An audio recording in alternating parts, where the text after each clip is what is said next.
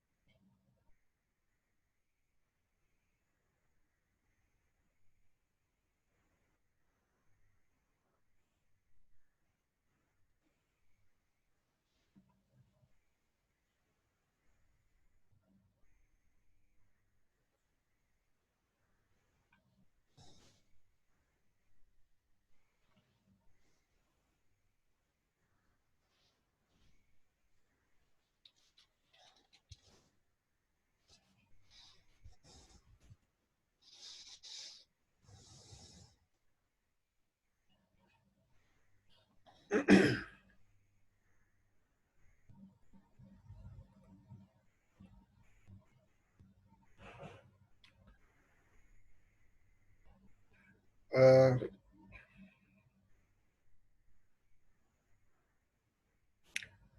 I have some templates of the CVs. Fresh graduate के लिए CVs का ये टेम्पलेट है. I think more it's one page that is enough. इसमें ऊपर पिक्चर है, एप्लीकेंट नेम है, ऑब्जेक्टिव्स हैं, education, certifications, skills, personal details, hobbies, award and contact details. ये एक टेम्पलेट है जो कि एक एक्सपीरियंस्ड आईटी प्रोफेशनल का है.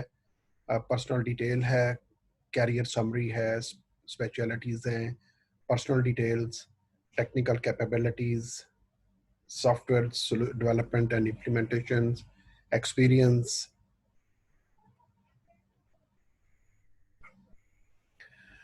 Things to avoid in the CVs. कुछ चीज़ें हैं जो हमें अवॉइड करनी चाहिए अपने सीवीज में, जो कि बैड इफ़ेक्ट्स क्रिएट करती हैं. वो कौन सी चीज़ें हैं? Things you should never include in your CV. Job seeker tends to focus on what to include in their CV, but it is equally important to know what not to include in the CV. What information to include in your hands, but remember that even small mistakes can backfire and reflect badly on you and in turn hurt your chances of getting shortlisted. Here are a list of things that you should not include in your CV. तो वो कौन सी चीजें हैं we should not include in the CV? Avoid giving any address of some remote location, even if it is your permanent address if you have no permanent address or you are changing location frequently. जैसे मैंने शुरू में कहा था कि Kuwait एक छोटा सा मुल्क है और यहाँ पे हमें एड्रेस लिखने की ज़रूरत नहीं है. अगर आप लिखते हैं तो well and good, otherwise it is not mandatory. Do not include non active mail IDs. जैसे शुरू में मैंने कहा कि आपका मेल आईडी, आपका कॉन्टेक्ट नंबर इफेक्टिव होना चाहिए, which you rarely check. Do not include email IDs that are descriptive, like hero number 1, James Bond 007, Love is Life. इस तरह के ईमेल आईडीज नहीं होने चाहिए. आप एक प्रोफेशनल हैं और आप एक जॉब हंटिंग के लिए जा रही हैं, तो आप लोगों का ईमेल आईडी बड़ा सोफिस्टिकेटेड होना चाहिए, जो कि आपकी पर्सनालिटी को रिफ्लेक्ट करे. Please choose a mature and decent email ID for your job hunt. The best ones are simple with just combination around your name. इस चीज को अवॉइड करें कि आपका ईमेल आईडी जो है वो सिंपल हो और आपके नेम से मिलता जुलता हो. Do not include links that make a person move out of your CV and into your company or colleague website or other places on the internet. अपने सीवीज में लिंक्स मेंशन ना करें किसी भी डिटेल के लिए. अगर आप लिंक मेंशन करेंगे वो क्लिक करेगा और लिंक आपको किसी दूसरी साइट पे ले जाएगा और वो सारा कंसंट्रेशन जो आपके सीवी पे था वो सारे का सारा वेस्ट हो जाएगा. So try to avoid this link in your inside your CVs.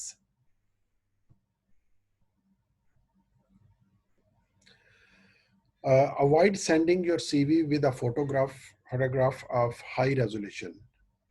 आप अपने CVs शुरू के मैंने टेम्पलेट में बताया था कि आप अपने CVs में अपना फोटोग्राफ लाजमन अटैच करें, लेकिन वो फोटोग्राफ हाई रेजोल्यूशन नहीं होना चाहिए और ना ही वो फोटोग्राफ कोई ऐसा होना चाहिए कि आप कहीं पिकनिक पे गए हुए हैं, आप कहीं सी साइड पे गए हुए हैं. एक सोबर पर्सनालिटी का फोटोग्राफ होना चाहिए जो कि आपका एक अच्छा इंप्रेशन रिक्रूटर पे डाले.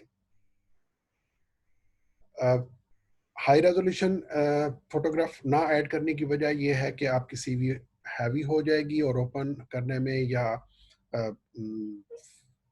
आपका सीवी लोड करने में कुछ टेक्निकल डिफिकल्टीज हो सकती हैं. Do not include statement of self-praise and emphasis. No company or recruiter is interested in what you want and what you are trying to say to so vehemently. They are interested in only what they want.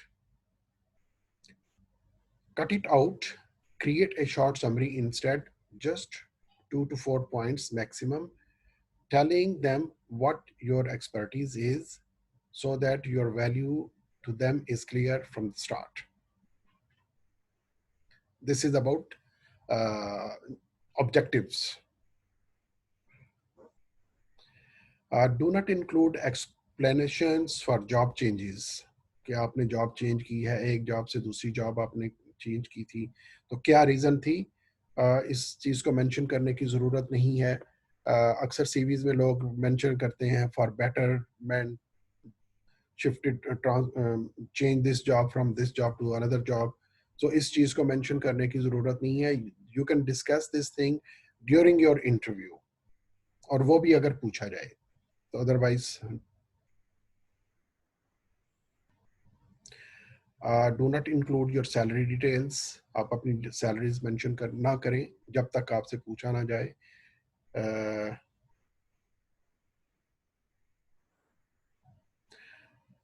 Do not include references unless specifically asked. तो अपने CVs में आप शुरू से ही अपने references add ना करें. जब आपसे पूछा जाए उस वक्त आप अपने रेफरेंसेस इन्फॉर्म करें. फैमिली डिटेल्स मेंशन करने की ज़रूरत नहीं. अक्सर सीवीज में मैं देखता हूँ लोगों ने लिखा होता है I have 1 wife and 3 kids. तो इस तरह की इंफॉर्मेशन मेंशन करने की ज़रूरत नहीं. ये भी during interviews you can discuss this thing. Do not include a conclusion statement that at the end of the CV. कुछ सीवीज में एंड पे लिखा होता है आई beer to Almighty Allah that all the statements are given in this CV are true to the best of my knowledge. तो इस तरह की statements oath taking की देने की भी ज़रूरत नहीं है. ये चीज़ें जो हैं वो आपकी CVs को लेंथ ही करती हैं और बजाय एक अच्छा इंप्रेशन देने के बैड इंप्रेशन देती हैं. So this is all about the CVs parts. अगर इस बारे में अगर आपके पास आपके जहन में कोई क्वेश्चन है तो you can ask. Otherwise we can move to the next part which is cover letter.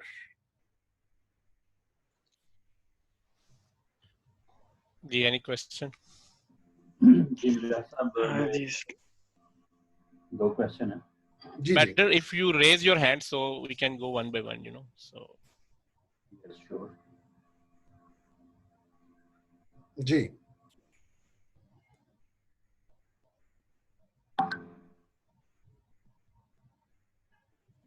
Farhan साहब, first please.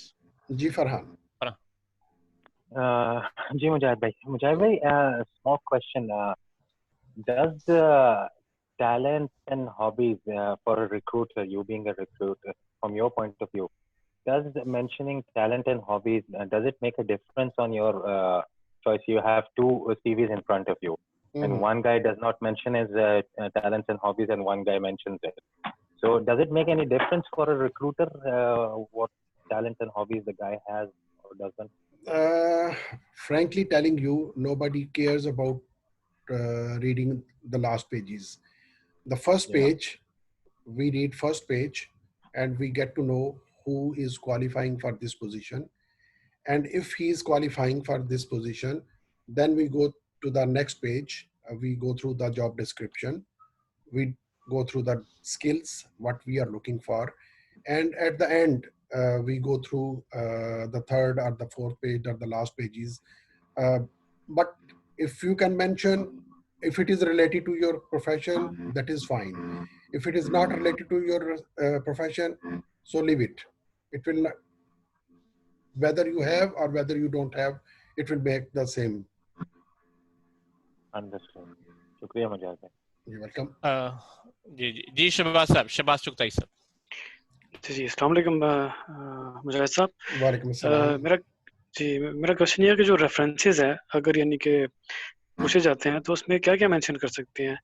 सिर्फ उनको मेंशन करना जिनके साथ काम किया है, या आप अपने कोई प्रोफेसर का नाम, या ऐसा कि आपने बिजनेस किसी के साथ किया है तो उसका बिजनेस पार्टनर का नाम भी मेंशन कर सकते हैं? कोई ऐसा उसमें क्या क्या मेंशन कर सकते हैं? इसमें कंपनीज की पॉलिसीज होती हैं कि वो किन रेफरेंसेस को प्रेफर करते हैं.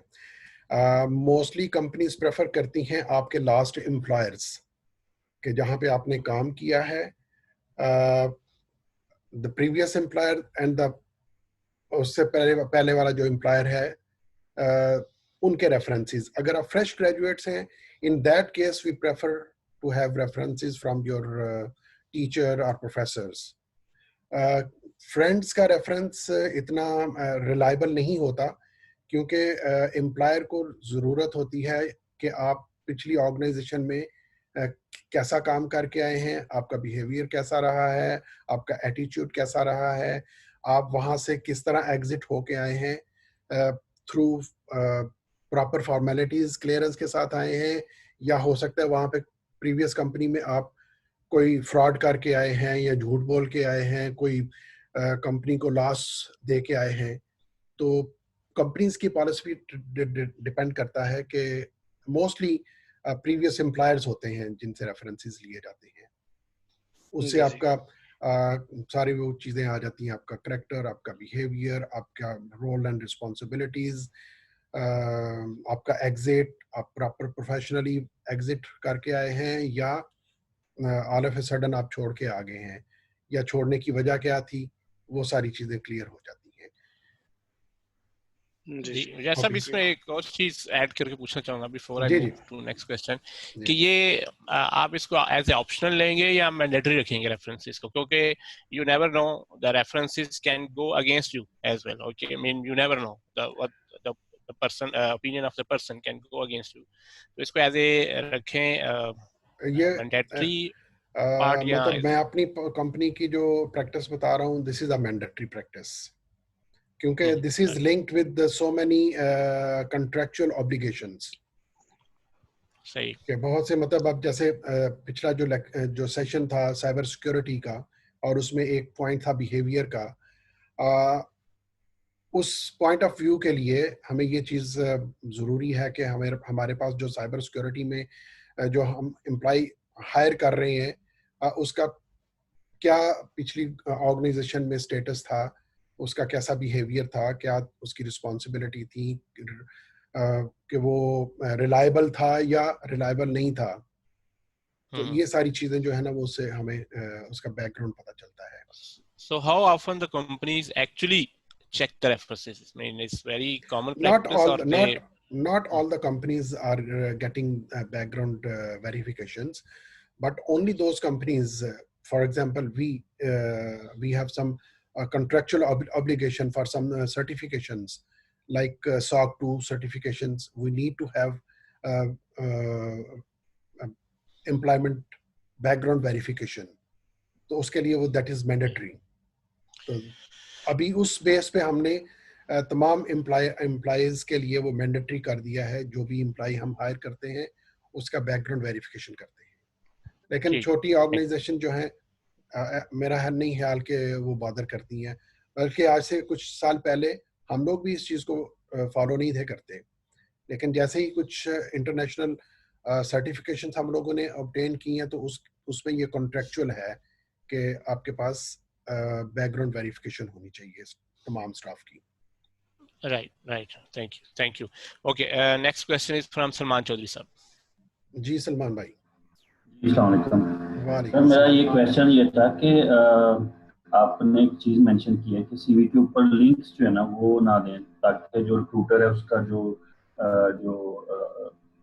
कहीं और जगह पे ध्यान ना जाए, उसका आपके सीवी पे फोकस रहे।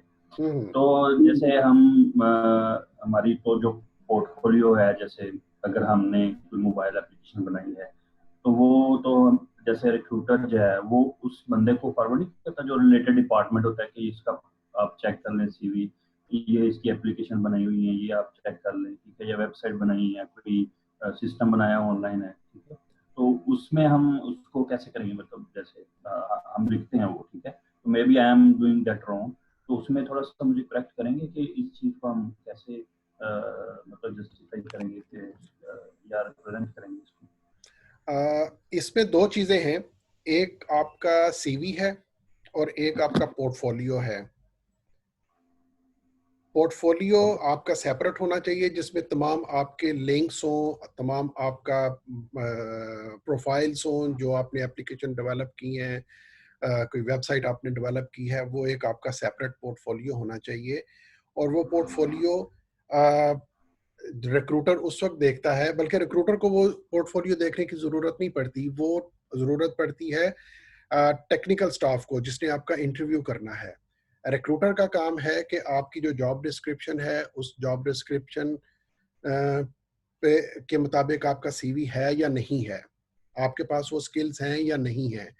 आप अपना पोर्टफोलियो का जो है वो एक सेपरेट बनाएं, चाहे पेज बना लें या एक आप उसका लिंक बना लें, और वो आपका जब आपकी इनिशियल स्क्रीनिंग हो जाती है उसके लिए, इंटरव्यू के लिए, फिर आप उसको, आपसे हो सकता है रिक्रूटर कहे कि आप शेयर करें अपना पोर्टफोलियो, या आपको कहा जाएगा कि जब आप इंटरव्यू के लिए आए तो उस वक्त आप अपना पोर्टफोलियो साथ लेके आए। तो ये दो चीज़ें अलग हैं, पोर्टफोलियो आपका सेपरेट है, आप उसको मिक्सअप ना करें अपने सीवी के साथ। आप सिर्फ ये उसके एंड पे आप जो भी प्रोजेक्ट्स आपने किए हैं उसका आप बता दें कि portfolio can be provided separately, so that will cover your point. All right, so thank you. I will take 3 more questions, and Ahmed Javed sir. जी डॉक्टर साहब। जी, thank you for giving me chance. Mujahid साहब, मेरा question ये है कि North American market में it is common some people actually they do mention the career breaks in their CVs as well. Well, that could be because of the education or studies or some family or personal issues. From your experience, यहाँ पे कैसे take है, यानी अगर हम CVs पे अगर अपना मेंशन करे कोई तो उसको कैसे लिया जाता है from your experience?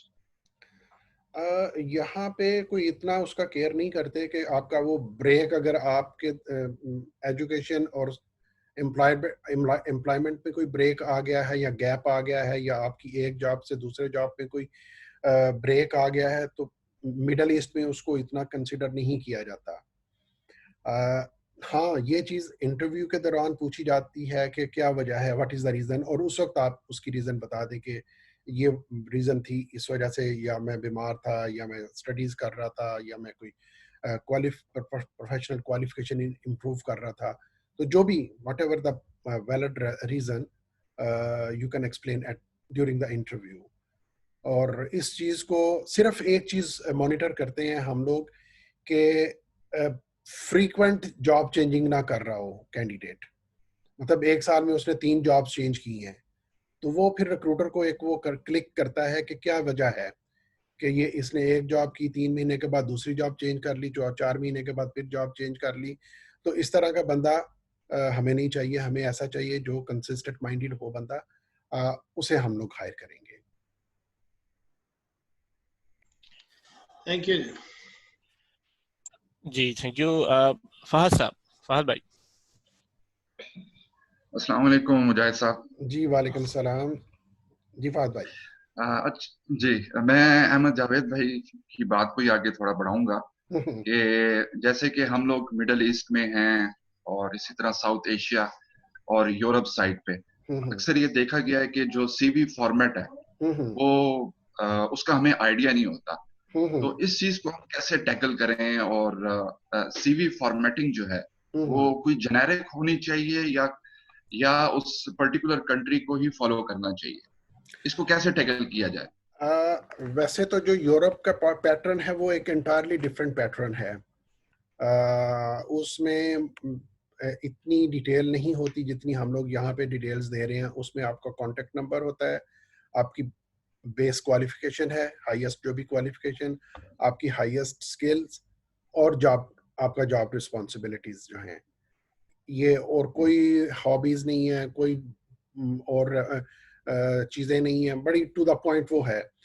एक आध पोर्टल्स हैं जहां से ये पैटर्न मिल सकते हैं कि यूरोप में कौन सा पैटर्न है और अमेरिका में कौन सा पैटर्न है, और मिडल ईस्ट में तो आपको मल्टीपल पैटर्न जो है वो यूज हो रहे हैं। ठीक है जी ठीक है। ओके जी, हम इस सेगमेंट का लास्ट क्वेश्चन है जी इमाद साहब की तरफ से। इमाद साहब। जी इमाद साहब। जी अस्सलाम वालेकुम। वालेकुम अस्सलाम। जी मुजाहिद भाई, मेरा क्वेश्चन है एटीएस सिस्टम के मतलब, एप्लीकेंट ट्रैकिंग सिस्टम के मतलब। तो अब आपको पता है कि एक जॉब के लिए बहुत सी सीवीज आती हैं, मे बी 1000 सीवीज। तो उसके लिए एटीएस सिस्टम यूज किया जाता है ऑर्गेनाइजेशंस में। तो इसको पास करने के लिए कुछ टेक्निक्स का पता चल सकता है, या कोई स्पेसिफिक फॉर्मेट होता है सीवी का, या कॉन्टेक्ट उसमें देखे जाते हैं सीवी के? तो इसके बारे में थोड़ी सी इंफॉर्मेशन। इसमें बहुत सी चीज़ें इन्वॉल्व होती हैं, बहुत से फैक्टर्स जो हैं वो कंसीडर किए जाते हैं।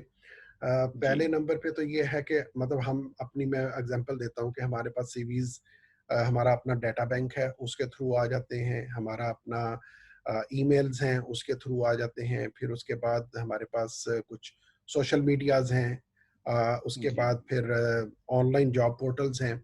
तो उसमें हम लोग की फैक्टर्स दे के अपने सीवीज जो हमारी रिक्वायरमेंट के होते हैं वो सर्च कर लेते हैं। ठीक है। उसमें मतलब हमें क्या चाहिए, हमें एक सिस्टम एडमिनिस्ट्रेटर चाहिए जिसकी ग्रेजुएशन क्वालिफिकेशन होनी चाहिए कंप्यूटर साइंस, आईटी और इस फील्ड में, आईसीटी फील्ड में एमसीएससी होना चाहिए, 5 इयर्स का उसके पास एक्सपीरियंस होना चाहिए, वैलिड उसके पास रेजिडेंसी होनी चाहिए, ड्राइविंग लाइसेंस उसके पास होना चाहिए। तो ये की फैक्टर्स होते हैं जो हम पुट करते हैं, और उसके अकॉर्डिंगली जो भी सीवीज फिल्टर होते हैं वो आ जाते हैं, और उसको फिर फर्दर हम रिव्यू करते हैं। हमारी जो जॉब डिस्क्रिप्शन है और उसके साथ मैच करते हैं। ये काम मोस्टली हम लोग मैनुअल कर रहे होते हैं। बेसिक इंफॉर्मेशन या बेसिक जो क्राइटेरिया है वो इन की पॉइंट्स हैं जिनके पे हम फिल्टर करते हैं, और उसके बाद फर्दर उसकी स्क्रीनिंग करके शॉर्टलिस्टिंग करते हैं। तो एटीएस सिस्टम में सीवी का फॉर्मेट जो है वो मीनिंग रखता है? बिल्कुल, उसमें सीवी का फॉर्मेट होता है, उसमें कुछ चीज़ें आपकी एज अ डाटा होता है, और बाकी उसकी जो डिटेल्स होती हैं वो उस डाटा की बेस पे आपने सॉर्ट आउट होने के बाद वो डिटेल्स देखते हैं। मींस के फॉर एग्जांपल कुछ सीवीज में ग्राफिक्स का यूज किया जाता है, कुछ टेबल्स का यूज किया जाता है, और कुछ सीवीज हैं जो कि सिंपल होती हैं। तो वो इफेक्ट करती है? टेबल्स भी बिल्कुल, हाँ जी बिल्कुल इफेक्ट करती हैं, लेकिन चूंकि एटीएस सिस्टम में वो ये चीज़ें सारी वो ट्रैक नहीं होती, टेबल्स वगैरह ट्रैक नहीं होते, ग्राफिक्स ट्रैक नहीं होती, उसमें सिर्फ डाटा की बेस पे जो है ना वो हमारे पास स्क्रीनिंग्स होके आ जाती हैं सीवीज। ठीक है, ठीक, थैंक यू जी। ये जिनके क्वेश्चंस के आंसर हो गए, प्लीज अपने हाथ जो है वो डाउन कर दें, प्लीज हैंड डाउन कर दें। और ये मेरा ख्याल है शहबाज अहमद चुगताई साहब कुछ पूछना चाह रहे हैं again? Shivaj sir ji please. मुझे बहुत शुक्रिया। बहुत छोटा सा क्वेश्चन है। जी रिसेंटली मुझे एक्सपीरियंस हुआ मुजाहिद साहब कि मैं एक फॉर्म फिल कर रहा था, उसमें एम्प्लॉयमेंट एक्सपीरियंस लिखा हुआ था। जी जी तो हर एम्प्लॉयमेंट एक्सपीरियंस के अगेंस्ट उन्होंने एक बॉक्स रखा हुआ था, नेम ड्यूरिंग एम्प्लॉयमेंट। तो इससे क्या मतलब है? नेम ड्यूरिंग एम्प्लॉयमेंट यानी पर्सन नेम पूछ रहे हैं या टाइटल पूछ रहे हैं, पोजीशन पूछ रहे हैं, क्या पूछ रहे हैं वो इसमें? टाइटल होगा, आपकी अच्छा जो अच्छा जॉब टाइटल था वो होगा। जी, क्योंकि हेडिंग थी नेम ड्यूरिंग एम्प्लॉयमेंट। हाँ, वो जॉब टाइटल होगा। अच्छा अच्छा ठीक है जी, शुक्रिया जी। वेलकम। जी जैसा भी यहाँ पे एक थैंक यू सप्लीमेंट्री क्वेश्चन है कि बहुत टाइम पे ऑटोमेटेड सिस्टम रहते हैं, ठीक है। अभी जो मैं उन्हीं की बात को, इमाद भाई की बात को कंटिन्यू कर रहा हूँ, तो उसमें क्या जो जॉब डिस्क्रिप्शन है उस आप उसको टेलर करें सीवी को कि वो कीवर्ड्स जो है मैच करें, ताकि वो ऐसा ना हो कि फिल्टर हो जाए जो आगे ऑटोमेशन का सिस्टम लगा हुआ है, क्योंकि मैनुअली तो नहीं देख रहे, they are getting maybe hundreds and thousands of CVs, तो वो उसमें फिल्टर होके जो है वो आपका सीवी भी आगे चला जाए, ठीक है। कि मतलब कौन से ऐसे की फैक्टर्स हो सकते हैं, कीवर्ड्स हो सकते हैं, या कुछ जेडी को आप प्रॉपरली गो थ्रू करें और फिर अपने नहीं नहीं सीवी नहीं को नहीं रिटच नहीं करें? हाँ जी नहीं, जी जी जेडीज को नहीं, आप अपनी जो सीवी है उसमें जेडी से कुछ कीवर्ड्स आप उठाएं जो कि प्राइम रिक्वायरमेंट है उस जॉब के लिए, वो आप अपने सीवीज में ऐड कर दें। वो वर्ड्स आपके सीवीज में होने चाहिए, तब आपका सीवीज जो है वो मैच करेगा उस जेडी के साथ और शॉर्टलिस्ट हो सकेगी, अदरवाइज वो स्क्रीन आउट हो जाएगी सीवी। जी तो बिल्कुल इसलिए वो ठीक। और मैंने एक स्लाइड में मेंशन किया था कि आपकी सीवी टेलर मेड होनी चाहिए। आप जब आप किसी जॉब के लिए अप्लाई करते हैं तो बगैर सोचे समझे आप अप्लाई ना करें। अगर बगैर सोचे समझे अप्लाई करेंगे, सोच पोजीशन के लिए आप अप्लाई करेंगे, तो हो सकता है आपको एक रिस्पांस भी ना मिले। और अगर आप सोच समझ के करेंगे, यही बात कि आप अपने सीवीज को थोड़ा सा टेलर मेड करें according to the job description, तो आप और सोच समझ के करें कि इस पोजीशन के लिए आप मैच कर रहे हैं या नहीं कर रहे हैं। तो हो सकता है कि आप 10 पोजीशन के लिए अप्लाई करेंगे और आपको 2 के लिए इंटरव्यू कॉल आ जाएगी। राइट राइट तो बिल्कुल इसलिए ठीक। बगैर सोचे समझे अप्लाई करने के आप थोड़ा सा सोच समझ के, अगर आप सीरियसली जॉब हंटिंग कर रहे हैं तो आपको थोड़ा सा सीरियस होना पड़ेगा, और जो भी पोजीशन जिसके लिए भी आप अप्लाई कर रहे हैं उसको प्रॉपरली आप देखें, जॉब डिस्क्रिप्शन को देखें, अपने सीवी को देखें, और फिर उसके लिए आप अप्लाई करें। बिल्कुल ठीक ठीक। ठीक है, थैंक यू वेरी मच। ये सेशन भी मेरा 10 मिनट्स में ओवर हो रहा है। हाँ जी ये हो जाएगा। तो how much we left? mean we have more slides to come, so session reinitiate कर लेंगे, आप कंटिन्यू करना चाहेंगे जैसा? हाँ हाँ, कंटिन्यू करते हैं अभी फिलहाल, तो फिर उसके बाद रीइनिशिएट कर देंगे। जी जी ठीक है, ठीक है, over to you please. Okay. Creating an impressive cover letter.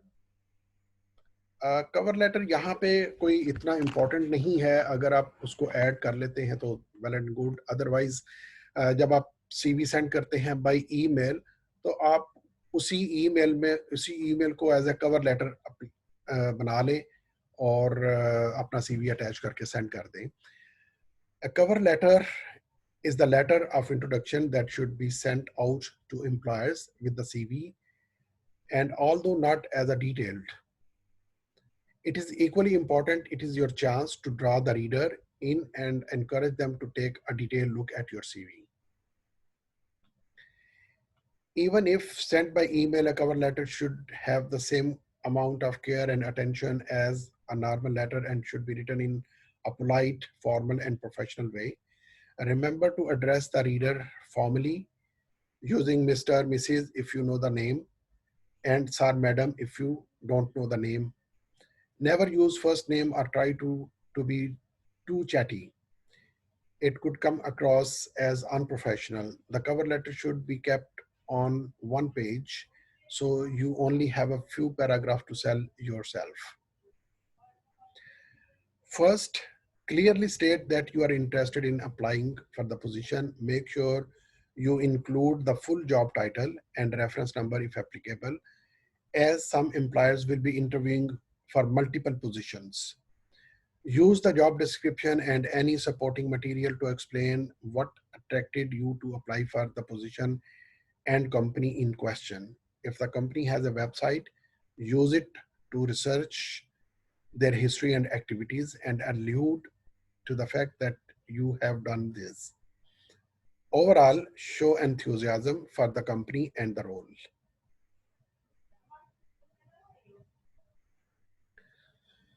Why you would be a good candidate? Use this section to summarize the reason why you are capable and of perfect for the role in question, and to elaborate on any key parts of your CV. You could also use this opportunity to explain or justify any areas of your CV that may seem weak.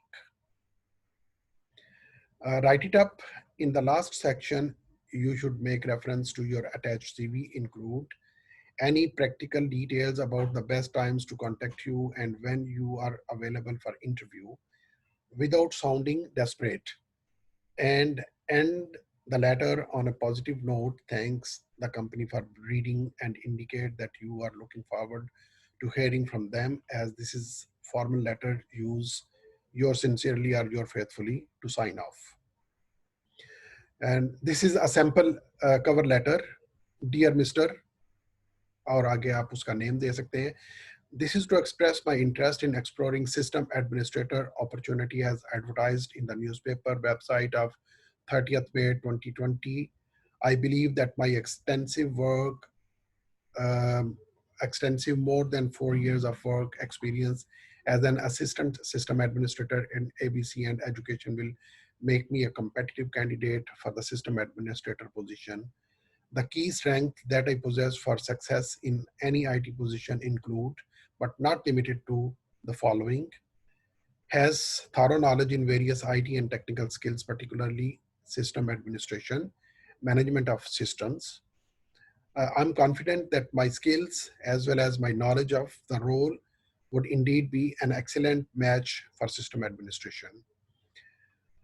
I can be reached anytime via my mobile phone numbers, this and this. Thank you for your time and consideration. I look forward to hearing from you about any employment opportunity and discuss further my extensive work, training, and experience. Attached is my comprehensive resume for your pursual. Yours sincerely. So this is a sample cover letter. You can apply on when you are applying for the position. You can make a cover letter and then you can send your CV. When, where, and how to apply for a job.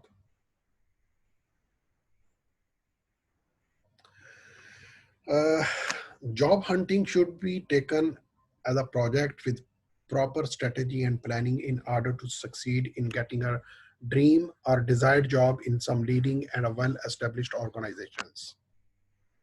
जैसे थोड़ी देर पहले मैंने कहा था कि job के लिए आपको जॉब हंटिंग के लिए बहुत केयरफुल होना पड़ेगा. जब आप जॉब अप्लाई करें तो आप अपने सीवी को देखें, जॉब डिस्क्रिप्शन को देखें और देखें कि आया ये जॉब आपके लिए सूटेबल है या नहीं है. फिर आप अप्लाई करें और ऐसे ही हर जॉब के लिए अप्लाई ना करें. Make some research and prepare a list of potential employers which may require your services and try to find contact of HR manager and send him your CV. जब आप job hunting करें तो उस वक्त आप एक अपनी लिस्ट बनाएं कि किन कंपनीज में आपकी जॉब अपॉर्चुनिटीज हो सकती हैं. उसकी वेबसाइट देखें, लिंक्डइन पे आप उनको ट्रेस करें, HR मैनेजर को कांटेक्ट करने की कोशिश करें या उसका कांटेक्ट ढूंढने की कोशिश करें, या IT मैनेजर है उसको कांटेक्ट करने की कोशिश करें और आप उसको अपना CV सेंड कर दें अगर कोई जॉब अनाउंस नहीं हुई. While applying for an announced or advertised job, read the job description and company profile carefully. ऊपर मैंने मेंशन किया है कि अगर कोई जॉब अनाउंस नहीं हुई और अगर कोई जॉब एडवर्टाइज की गई है, अनाउंस की गई है, तो उसमें आपको Read the job description and company profile carefully. Apply only if the job interests you and matches your abilities and work location preference. Customize your cover letter and CV accordingly. तो फिर वही point of concentration के आप अपने CV को job description के मुताबिक Taylor made करें और देन आप उसको सबमिट करें. Create your account on the following leading job portals. एक तो तरीका है कि आपने जो एम्प्लॉयर्स हैं, पोटेंशियल एम्प्लॉयर्स हैं, उनकी लिस्ट बनाएं, उनके आईटी मैनेजर और एचआर मैनेजर्स के कॉन्टेक्ट्स हासिल करने की कोशिश करें और उनको अपने सीवीज भेज दें एज अ पोटेंशियल कैंडिडेट. इसके अलावा आप अपने कुछ जॉब पोर्टल्स हैं उन पे अपना अकाउंट क्रिएट करें और अपना सीवी अपलोड करें और टाइम एंड अगेन उस जॉब पोर्टल पे जो जॉब पोस्ट होती हैं उनको देखें और अकॉर्डिंगली आप अप्लाई करते रहें वक्तन फवक्तन. Beth.com, gulftalent.com, naukri.com, monster.com, rosie.pk, ये एक पाकिस्तान बेस्ड जॉब पोर्टल है. mustaqbil.com, ये भी एक पाकिस्तान बेस्ड जॉब पोर्टल है. और इस वक्त जो सबसे ज़्यादा सोशल मीडिया पे प्रोफेशनल रिक्रूटमेंट के लिए पोर्टल यूज़ हो रहा है वो है लिंक्डइन. तो आप सब लोग चूँकि प्रोफेशनल हैं तो एक लाजमन आप लोग लिंक्डइन पे एक अच्छा अपना सीवी, अपना प्रोफाइल क्रिएट करें. और लिंक्डइन से आपको बहुत से पीयर्स भी मिलेंगे, आपको कोलीग्स भी मिलेंगे, आपको आईटी प्रोफेशनल्स भी मिलेंगे, एचआर प्रोफेशनल्स भी मिलेंगे. उनके साथ आप कांटेक्ट हों और उनको फॉलो करें और जैसे ही कोई उनके अंडर कोई जॉब अपॉर्चुनिटी आती है वो आप उनसे डायरेक्टली कांटेक्ट भी करें और अप्लाई भी करें. तो लिंक सॉरी टू इंटरप्ट मुजाहिद साहब, by any moment will be disconnected, so I will reinitiate because ठीक है, this slide might be very interesting, तो ठीक है, मैं reinitiate करता हूँ सेशन. ठीक है, ठीक है. और आप एंड कर दें, आप एंड कर दें प्लीज. हाँ जी, हाँ, या जस्ट अ मिनट.